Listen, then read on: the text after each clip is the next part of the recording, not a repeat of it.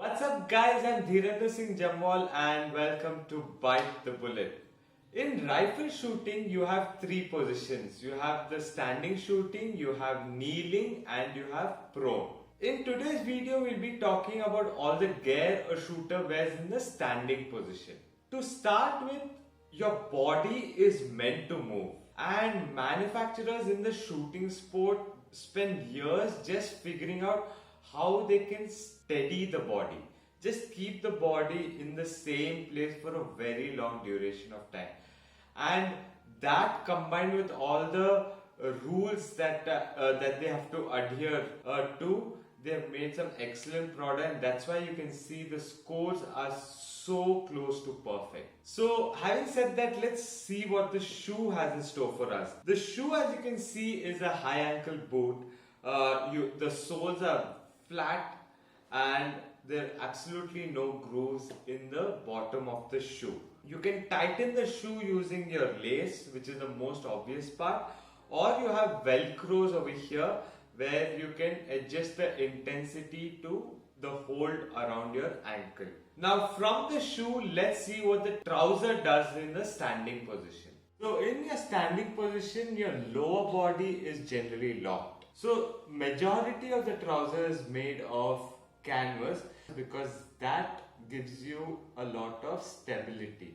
If you notice, the waistband is very broad, and the idea of giving a broad waistband is to support your lower back. The trouser itself opens a little differently. It doesn't open from the center, so you have a velcro. Some places you might have a hook as well.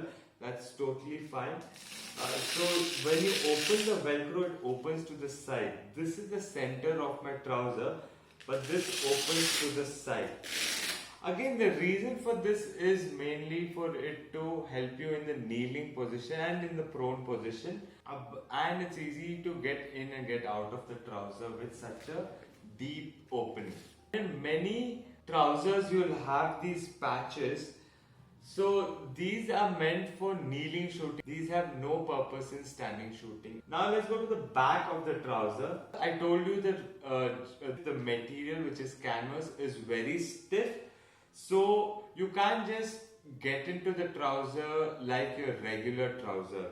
So you have zips that will go all the way till the bottom and they open out like this. So it's easy for you to get in and out of your trouser.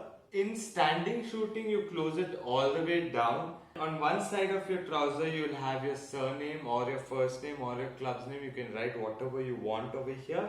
So this is my trouser that I use in standing position. Now let's see what the jacket does. So this is the front of the jacket. You will notice that there are 5 buttons. And this part of my jacket is made of suede leather. That, when combined with this part, which is a grippy material, gives me good contact and help when I want to place my arm on my hip. In my earlier videos, I mentioned that we keep the air rifle on our arm. We don't keep it on the chest. So again, you have grippy material over here made of leather to provide that support, a firmer contact. But you will also notice that there is a grippy material over here, and that is for free rifle shooting.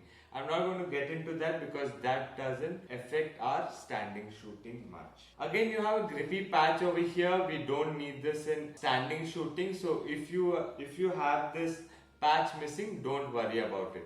So I'm a right-handed shooter. So the grip on the right hand is not important. But it's very important to have a good grip on the left side. You would typically have a pocket to store your competitor card, your tools, and little things that you would need frequently while you're shooting. This is the back panel of my jacket. Again, this part is meant for prone shooting and kneeling shooting. For standing shooting, you can keep this completely loose. You can even take it off the hooks, it doesn't matter. You can see my name is on this side, so the crowd can see it, and the initials of my country are over here. You can see there's leather over here. Again, it's meant for to give you that mobility around your shoulders, especially when you're in kneeling or prone position. You need to stretch out to load your chamber. It doesn't matter so much in standing shooting, but it is very beneficial because you do need to relax your shoulders in the standing position. This hooks are for your bib number. So your bib number is generally your registration number. It will have your name, the competition name for sure, and the sponsors. So that's the jacket. Now let's move all this out and let's see what we wear on our hands. I am a right-handed shooter. On my right hand, I would use a glove that is used to grip the rifle. So I would use something like this. It would be half fingers, so it's easy to load, change target, and it breathes better. And the trigger finger is definitely open, so you can feel the trigger. So that's why you would have half fingered gloves, and there's absolutely no support on the back panel, but on the palm side you would have a rough surface that will help you grip the rifle better. On my left hand, if I have this position, which is very common around the world, and this is my rifle and I place my rifle like this, then I need a lot of flexibility around my wrist. And considering I'm doing this, I need a lot of grip on top. So you get gloves that look something like this. Again, your forefinger and your thumb will be cut off. That is mainly to ease in loading the pellet onto the rifle. And if you need to change, if you're using paper target and you need to change the target, you can change it. So you will find a lot of grip on this side. So that's your typical glove for this position. Now I use this position. So for this position, it's good if I have some stability around my wrist, some stability at the back of my palm, and the top should be nice and grippy. So I use a glove that looks something like this. So when I wear it, the back panel gives me support and it's not too flexible. So I can't do that very comfortably. You see there's a lot of restriction coming from this side. And on top I have a nice grippy surface. So when I place it like this and I place my rifle on top, then it doesn't slide very easily. So depending on what position you have and how flexible your wrists are, you choose your glove accordingly. Finally, around your head you might wear something called a visor. This is to cut off all the light that is coming just above the rear side, and you can see your sight picture better.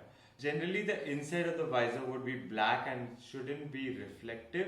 So even if there is a light bouncing off the table, then this might catch it. So it's a very matte finish interior.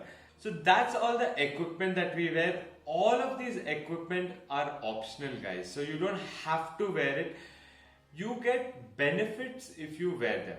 So traditionally people would definitely wear their shoes, trouser, jacket, and gloves are optional based on what position you have. So if I have this position, I've seen many people not use gloves on their left hand.